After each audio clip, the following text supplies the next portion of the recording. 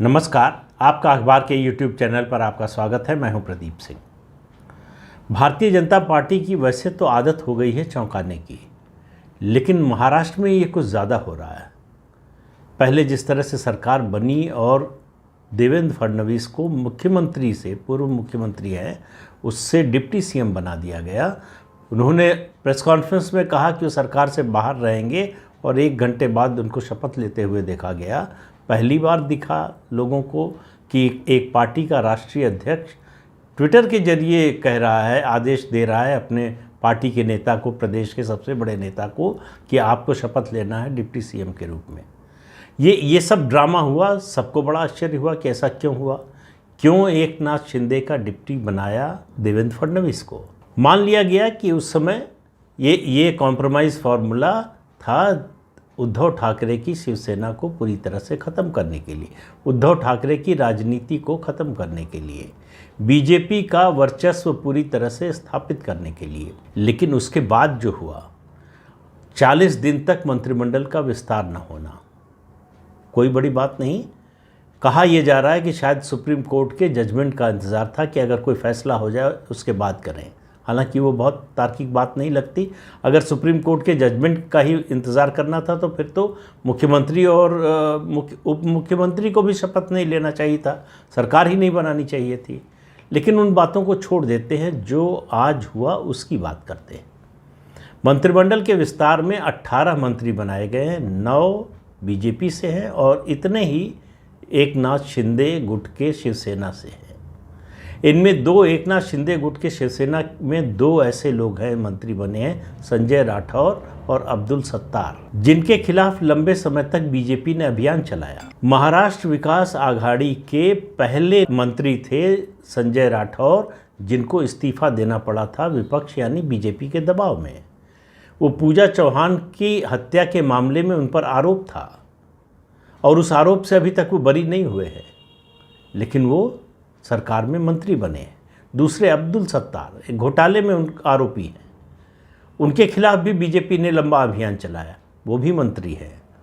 एकनाथ शिंदे के साथ 40 विधायक हैं। क्या इन 2 विधायकों के अलावा और कोई मंत्री बनने लायक नहीं था? क्या ये दबाव बीजेपी को नहीं बनाना चाहिए था? बीजेपी जिस तरह से एक के बाद एक समझौता करती जा रही है महाराष्ट्र में, मुझे ऐसा लग रहा है कि बीजेपी वही गलती दोहरा रही है जो उसने 96 के बाद बिहार में किया था, नीतीश कुमार को आगे बढ़ाकर, बल्कि 95 से ही जिस तरह की गलती शुरू की थी नीतीश कुमार, छोटे जनाधार वाले, छोटी संख्या वाले नेता, उनको बड़ी संख्या, बड़े जनाधार वाली पार्टी ने उनको बड़ा नेता बना दिया, अपनी जगह दे दी। अपने नेताओं का कद काटकर नीतीश कुमार का कद बीजेपी बड़ा करती गई। आज उसका नतीजा भुगत रही है। जिस तरह से एक नहीं कई बार अपमानित होना पड़ा है नीतीश कुमार के हाथों बीजेपी को, और उससे कोई सबक नहीं सीखा पार्टी ने। दरअसल बात यह है कि नीतीश कुमार ने जो किया है बीजेपी वो डिज़र्व करती है। लेकिन अभी आज बात बिहार के नहीं कर रहा हूँ, बिहार की बात करूँगा तब उसमें विस्तार से बात करूँगा। महाराष्ट्र की बात कर रहा हूँ। एकनाथ शिंदे की शिवसेना के 40 विधायक हैं, बीजेपी के अपने 105 और 6-7 जो है उनके साथ निर्दलीय विधायक हैं। 111-12 विधायकों का समर्थन है बीजेपी को। उस पार्टी से 9 मंत्री बनेंगे और 40 विधायकों वाली पार्टी से भी 9 मंत्री बनेंगे। 112 विधायकों के समर्थन वाली पार्टी का डिप्टी सीएम बनेगा और 40 विधायकों वाली पार्टी का सीएम बनेगा। राजनीति की ये उलटबांसी जो है, ये उल्टी गंगा किसी को समझ में नहीं आ रही है। हर चीज़ की एक सीमा होती है, आप कहाँ तक और कितना कॉम्प्रोमाइज़ करेंगे। क्या भारतीय जनता पार्टी ऐसा करके एकनाथ शिंदे का कद जो बड़ा करने की कोशिश कर रही है, जिससे वो उद्धव ठाकरे को ख़त्म कर सके, शिवसेना पर कब्जा कर सकें, ऐसा न हो कि इसके बाद चौंकाते चौंकाते जो है एक दिन बीजेपी को ही चौंकना पड़े। क्या एकनाथ शिंदे के रूप में वो एक नए नीतीश कुमार का निर्माण कर रही है बीजेपी? एक नया नीतीश कुमार महाराष्ट्र में खड़ा कर रही है? ये बड़ा मौजूद सवाल है इस समय। जिस तरह से बीजेपी लगातार महाराष्ट्र में सरेंडर कर रही है एक नाथ शिंदे के सामने, ऐसी क्या मजबूरी है? ये बात समझ में आती है उस समय जब मुख्यमंत्री बनाया गया एक नाथ शिंदे को। वो स्ट्रेटजी के नाते बहुत अच्छा कदम था, जिसको मास्टर स्ट्रोक भी कह सकते हैं। लेकिन देवेंद्र फडणवीस को डिप्टी सीएम बनाना मास्टर स्ट्रोक की श्रेणी में तो किसी तरह से नहीं आ सकता। एक कॉम्प्रोमाइज़ फार्मूला कह सकते हैं। सरकार सुचारू रूप से चले, 2 पावर सेंटर न बनने पाए, एक पावर सेंटर सरकार से बाहर न बनने पाए, इन सब बातों को ध्यान में रखते हुए आपने डिप्टी सीएम बना दिया देवेंद्र फडणवीस को, वहाँ तक समझ में आता है। लेकिन उसके बाद ये मंत्रिमंडल का विस्तार, ये एक नई दिशा की ओर जाती हुई बीजेपी दिखाई दे रही है। इससे बराबर की हिस्सेदारी कैसे हो सकती है? किसी गठबंधन में नहीं होती है। हर गठबंधन में जो विधायकों की संख्या होती है, असेंबली में जो स्ट्रेंथ होती है पार्टी की, उसके अनुपात में मंत्रिमंडल की सीटें मिलती हैं। उसमें 1-2 सीट जो है कॉम्प्रोमाइज़ में आगे पीछे कम ज़्यादा हो सकती है, ये बात समझ में आती है। लेकिन 40 दिन के मंथन के बाद अगर आप एक नाथ शिंदे गुट को उतने ही मंत्री उनके बना रहे हैं जितने बीजेपी के बन रहे हैं, तो ये बीजेपी के कार्यकर्ताओं के लिए, बीजेपी के जो नेता हैं, जो मंत्री पद के इच्छुक रहे होंगे, उनके लिए एक बड़ा सेटबैक है, बड़ा धक्का है। और इसका कोई जस्टिफिकेशन, कोई एक्सप्लेनेशन जैसा कि होता है न कभी आता है न आएगा कि क्यों ऐसा करना पड़ा। क्या ऐसी मजबूरी थी कि बीजेपी के भी उतने मंत्री बने जितने एक नाथ शिंदे गुट के? दूसरी बात, बीजेपी के पास महाराष्ट्र में कोई बड़ा मराठा नेता नहीं है। ये बात समझ में आती है। एक नाथ शिंदे के आने से बीजेपी मराठा वोट का ध्रुवीकरण इस गठबंधन के पक्ष में कर सकती है, ये भी बात समझ में आती है रणनीति के रूप से। शिवसेना पर पूरी तरह से एक नाथ शिंदे का कब्जा हो जाए, शिवसेना उनकी हो जाए, उद्धव ठाकरे को नए सिरे से नई पार्टी बनानी पड़े, ये भी बात समझ में आती है रणनीति के तौर पर। लेकिन एक नाथ शिंदे के सामने इस तरह का सरेंडर, इस तरह का आत्मसमर्पण, ये समझ से परे है। क्योंकि आप देखिए कि ये जो बात हो रही थी कि पैरेलल पावर सेंटर न बनने पाए, उसकी बजाय आप पावर सेंटर जो है पूरी तरह से शिफ्ट कर रहे हैं एक नाथ शिंदे की तरफ। वो जो संतुलन होना चाहिए था, वो संतुलन इस मंत्रिमंडल के विस्तार में कहीं दिखाई नहीं दे रहा है।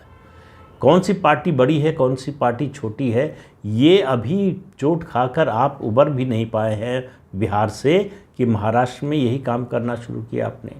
महाराष्ट्र में मराठा नेता की बीजेपी की तलाश लंबे समय से है। नारायण राणे को यही सोचकर लाया गया था, लेकिन नारायण राणे उतने प्रभावी साबित नहीं हुए जैसी कि उनसे उम्मीद थी। लेकिन वो कहावत है कि नहीं मामा से काने मामा अच्छे, तो कोई नहीं है इतना बड़ा नेता तो उससे अच्छा है नारायण राणे। एक स्टेचर है, मुख्यमंत्री रह चुके हैं। और उसके अलावा अब बीजेपी की नज़र है एक दूसरे नेता पर, मराठा नेता पर, जो सचमुच मराठा नेता है और कांग्रेसी है। जी हाँ, आप समझ गए होंगे उनका नाम है अशोक चव्हाण। कांग्रेस में महाराष्ट्र में अगर कोई एक नेता है जिसका कुछ जनाधार है तो उनका नाम है अशोक चव्हाण। क्या वो बीजेपी में आएंगे? कांग्रेस की जो हालत है, जो बल्कि कहना चाहिए जो दुर्दशा है, उसमें कांग्रेस में उनका कोई भविष्य नहीं है। और जो स्थिति कांग्रेस की इस समय है महाराष्ट्र में, उसमें कोई सुधार होने की दूर दूर तक गुंजाइश नहीं है। इसलिए बातचीत किस स्तर पर है अशोक चव्हाण से, कितने समय में वो उसका नतीजा निकलेगा, ये तो मालूम नहीं। लेकिन अशोक चव्हाण के आने से, हालांकि वो उन पर भी दाग लगा, उन पर आरोप लगाकर उनके खिलाफ अभियान चलाकर ही बीजेपी ने उनको मुख्यमंत्री पद से हटवाने में कामयाबी हासिल की थी। लेकिन राजनीति में अब दाग अच्छे लगते हैं सबको। दाग से कोई मतलब नहीं होता, किसी को परहेज़ नहीं होता। जब तक वो दूसरे पक्ष में है तब तक दाग दिखता है, अपने पक्ष में आने के बाद वो दाग दिखाई नहीं देते। बात कुल मिलाकर ये रह जाती है विनेबिलिटी की, जनाधार की, कि जिसको ला रहे हैं वो जीतने की क्षमता रखता है क्या, विधानसभा का चुनाव हो या लोकसभा का चुनाव। जिसको ला रहे हैं उसका अपना कोई जनाधार है क्या, जिसको ला रहे हैं वो हमारे जनाधार में कोई बढ़ोतरी करेगा क्या। अगर इन तीनों सवालों के जवाब हाँ में हैं तो दागदार है या बेदाग है, इससे कोई फ़र्क नहीं पड़ता। दोनों का भाव वही होगा, बेदाग हो या दागदार हो। तो इसलिए अशोक चव्हाण के मुझे नहीं लगता आने में इस वजह से कोई दिक्कत होगी। जब शिंदे गुट के दो दागियों को आप मंत्री बनाने को तैयार हो जाते हैं तो इसका मतलब आप इस मुद्दे पर कॉम्प्रोमाइज़ करने के लिए पूरी तरह से तैयार हैं। आपके लिए इन मुद्दों का या इन बातों का कोई मतलब नहीं है। वैसे भी राजनीति में इन मुद्दों का ज़्यादा मतलब होता नहीं है। असली बात यह होती है कि जनता का समर्थन हासिल है या नहीं। जिसको मतदाता ने रिजेक्ट कर दिया वो दागी हुआ, जिसको मतदाता ने एक्सेप्ट कर लिया वो बेदाग माना जाता है। तो राजनीति का यही चलन है। तो इस चलन में अशोक चव्हाण अगर बीजेपी के साथ आते हैं तो कोई आश्चर्य नहीं होगा। लेकिन सवाल फिर लौटकर एकनाथ शिंदे पर आता है। एकनाथ शिंदे की ताकत लगातार क्यों बढ़ा रही है बीजेपी, और ताकत बढ़ा रही है उद्धव ठाकरे से मुकाबले के लिए, इतने तक तो समझ में आता है।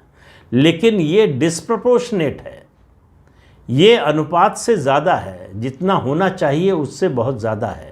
और ये हो रहा है बीजेपी के बड़े नेताओं की कीमत पर। बड़े नेताओं मतलब राज्य के नेताओं की कीमत पर। अगर देवेंद्र फडणवीस से बड़ा कद आप एकनाथ शिंदे का बना देंगे और वो स्थापित हो जाएगा तो फिर उससे एकनाथ शिंदे को हटाना मुश्किल हो जाएगा। अब सवाल फिर आएगा जब विधानसभा और लोकसभा का चुनाव आएगा। लोकसभा पहले आएगी, विधानसभा का चुनाव बाद में आएगा। तब सीटों के बंटवारे को लेकर सवाल आएगा कि अगर इसी तरह से क्या बराबर अनुपात में बंटवारा होगा, या शिवसेना को जितनी सीटें दी थी उतनी ही एकनाथ शिंदे गुट को दी जाएंगी। ये तमाम सवाल हैं। बीजेपी अगर 2019 का चुनाव, 2019 का विधानसभा चुनाव अकेले लड़ी होती तो उसकी सरकार 2019 में ही बन गई होती। वो गलती उसने की शिवसेना के साथ अलायंस करके। अब मेरी नज़र में जो है, बाकी हो सकता है आप इस बात से असहमत हो, ज़्यादातर लोग असहमत हो सकते हैं। बीजेपी के नेता तो निश्चित रूप से जो दिखाई दे रहा है ऐसा मानते ही नहीं हैं। एकनाथ शिंदे को ज़रूरत से ज़्यादा उनका कद बढ़ाकर, उनकी हैसियत बढ़ाकर, उनका वज़न बढ़ाकर, राजनीतिक वज़न बढ़ाकर बीजेपी गलती कर रही है। अपने भविष्य के मार्ग में एक बड़ा रोड़ा पैदा कर रही है। एकनाथ शिंदे कल के उद्धव ठाकरे नहीं बन जाएंगे, इस बात की कोई गारंटी नहीं है। या उद्धव ठाकरे नहीं बनेंगे तो कल के नीतीश कुमार नहीं बन जाएंगे, इस बात की तो निश्चित रूप से कोई गारंटी नहीं है। और उसके लिए जिम्मेदार एकनाथ शिंदे नहीं होंगे, उसके लिए जिम्मेदार सिर्फ और सिर्फ बीजेपी होगी। तो सवाल यह है कि बीजेपी ऐसा कर क्यों रही है? अगर ऐसा कर रही तो उसका जस्टिफिकेशन किसी को बताने के लिए तैयार क्यों नहीं है? आजकल पार्टियों में इस तरह की बातें नहीं होती हैं। पार्टियों में फैसले सुनाए जाते हैं और लागू किए जाते हैं। उनकी प्रक्रिया क्या है, उनकी वजह क्या है, उनके पीछे की रणनीति क्या है, आगे की योजना क्या है, इसके बारे में बताया नहीं जाता है। और यही तरीका अपनाकर बिहार में बीजेपी आज इस दुर्दशा में है कि आज नीतीश कुमार फिर से उसको लात मारकर चले गए। अभी औपचारिक रूप से गए नहीं हैं, लेकिन गया ही समझिए, रुकने वाले नहीं हैं। और बीजेपी के पास आगे की कोई स्ट्रेटजी नहीं है, इस परिस्थिति से निपटने की कोई स्ट्रेटजी नहीं है। तो इस बात की आशंका बढ़ती जा रही है कि जो संकट आज बिहार में बीजेपी झेल रही है वो कल महाराष्ट्र में भी उसे झेलना पड़ सकता है। उद्धव ठाकरे प्रकरण से ऐसा लगता है कि बीजेपी ने कोई बड़ा सबक नहीं सीखा है। तो आज के अंक में इतना ही। अगले अंक में फिर मिलेंगे किसी नए मुद्दे के साथ। तब तक के लिए इजाज़त दीजिए। आपसे अनुरोध है कि ये चैनल देखिए, शेयर कीजिए, लाइक कीजिए और सब्सक्राइब ज़रूर कीजिए। नमस्कार।